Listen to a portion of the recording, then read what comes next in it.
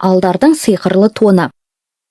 Сақылдаған сараязда түлкі тоны немесе қасқыр ішігі бар адам ғана тоңбауы мүмкін. Ал алдар көсе шұрық тесік жаман тонмен күн сайын үсіп өле жаздайтын. Бірде ол жапан далада жортып келе жатып сұмдық тоңады. Аяқ қолының жаны кетіп, бет аузы бозарып, бас сұғар жылы үйді армандайды. Кенеттен алдынан бір аттылы көрінбесі бар ма? Атының желісіне қарап, иесінің бай адам екенін біле қояды. Дереу ыстықтап келе жатқан адамдай омырауын ашып тастап, әндете бастады. Жолаушылар жолғып аман саулық сұрасады. Бай үстіндегі түлкі шіктің өзінен тоңып бүрсең-бүрсең етеді. Ол алдар көседен: «Сен немене тоңған жоқсың ба?» деп сұрайды. «Тоңсаң сен тоңған шығарсың. Менің тонымды киген кісі үнемі қыз-қыз қайнап жүреді» дейді алдар көсе. «Мүмкін емес» дейді бай. «Немене көрмей тұрсың ба?» «Көрмейтін несі бар? Көріп тұрмын, шұрық тесік». «Мәселе сонда, сол шұрық тесікте. Бір тесіктен кірген жел лып етіп екінші тесіктен шығып кетеді, ал жылу өзімде қалады. Қайткенде де мен мұның тонын алып қалайын деп ойлайды бай.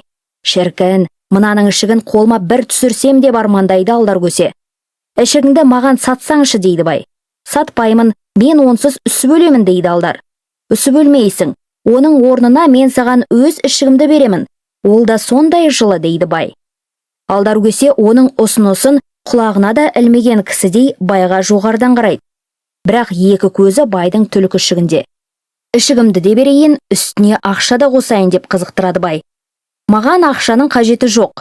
Ақша орнына атыңды берсең, ойланып көрер едім» дейді. Қуанғаннан бай бірден келісе кетеді. Ішігін шешіп, астындағы атын береді. Алдар көсе байдың ішігін киіп, жүйрігіне мініп, ысқырған желмен жарыса жөнеледі. Енді алдар көсеге бір ауылдан бір ауылға барып тұру онша қиын емес. Астында ұшқыр ат, иығында жылы ішік. Кез келген үйде одан: «Мына керемет түлкі ішікпен жүйрік атты қайдан алдың?» деп сұрайды. Сонда алдар: «77 жыртығы, 78 жамауы бар тоңға айырбастап алдым» дейді.